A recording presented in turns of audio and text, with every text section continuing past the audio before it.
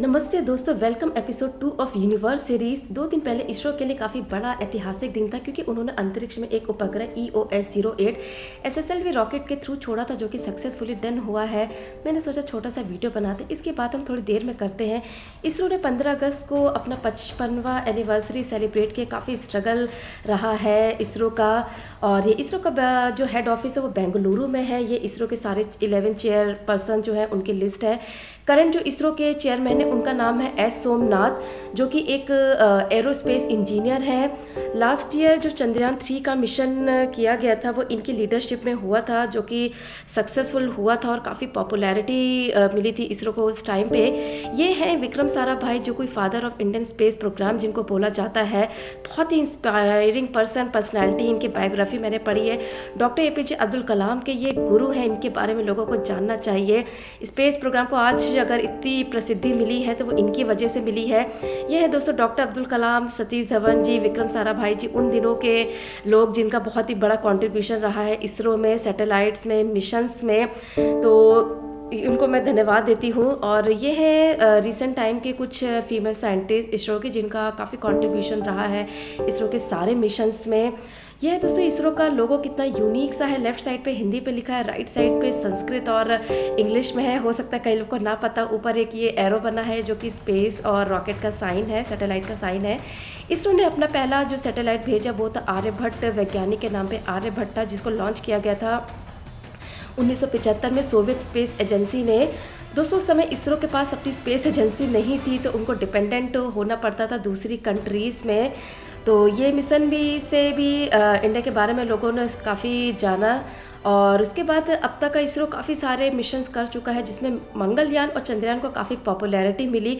मंगल mission जो था, जिसे MOM मास ऑर्बिटर मिशन बोलते हैं, नवंबर 2013 में लॉन्च किया गया था। काफ़ी पॉपुलैरिटी मिली थी क्योंकि ये सक्सेसफुल हुआ था। इसमें किसी मैन को नहीं भेजा गया था, केवल एक जो ऑर्बिटर को मार्स का चक्कर लगाने के लिए भेजा गया था, क्योंकि भारत ये फर्स्ट टाइम इस मिशन को कर रहा था। और फर्स्ट अटैम्प्ट में ही दोस्तों वो ऑर्बिटर में एंट्री उसने कर ली थी और बहुत सक्सेसफुल हुआ था।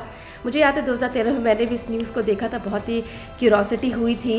और वर्ल्ड लेवल पे इसको रिकॉग्निशन मिला था। इतना रिकॉग्निशन मिला था कि उस समय भारत की जो 2000 की जो नोट आई थी ना, 2000 की, उसका एक तरफ तो गांधी जी की, लेकिन दूसरे साइड जो थी वो मंगलयान की ही पिक्चर थी। तो बहुत ही प्राउड फील हुआ था।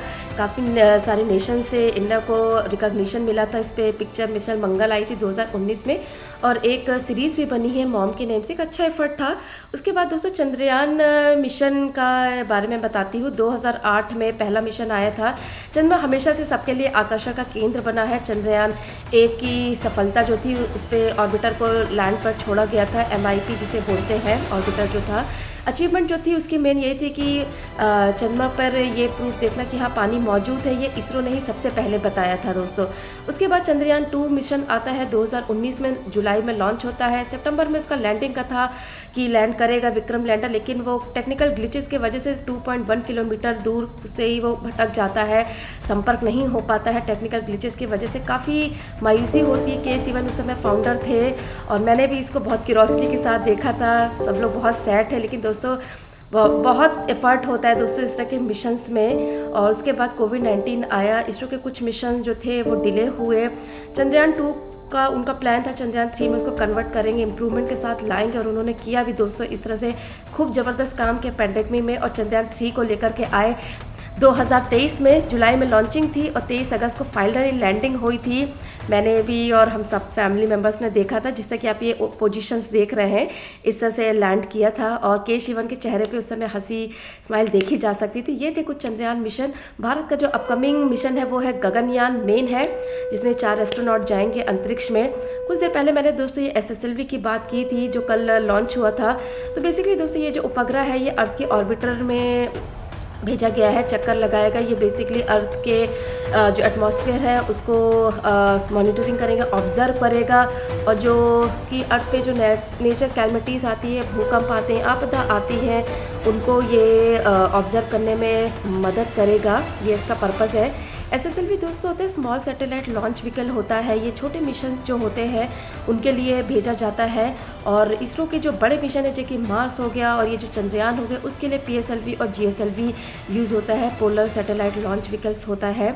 तो दोस्तों इस तरह के ये इसरो के बड़े बड़े मिशंस होते हैं, बहुत ही कॉम्प्लेक्स होते हैं, पूरी टीम साथ काम करती है। कभी भी आपको ये सारे मिशंस देखने हो तो आप इसरो की जो ऑफिशियल वेबसाइट है यूट्यूब पे आप वहाँ पर देखिए। चैनल्स पे बहुत ही इधर उधर बताते हैं, लेकिन उसमें थोड़ा सा डिस्ट्रैक्शन होता है। इसरो की ऑफिशियल साइट पे देखने को सब कुछ मिलता है और बहुत ही टेक केयर तरीके से इन सैटेलाइट्स को लाया जाता है। पहले के टाइम पे 60s में तो बहुत मुश्किल होती थी, साइकिल पे लाते थे। डॉक्टर अब्दुल कलाम ने तो बहुत अच्छे से डिस्क्राइब किया है कितना कितना टफ होता था दोस्तों। उन सभी के कंट्रीब्यूशन के वजह से इसरो आज यहाँ तक का पहुँचा है और हमें उनको कांग्रेट्स थैंक्स बोलना चाहिए। आप PSLV का देख रहे हैं प्रोसेस कैसे होता है।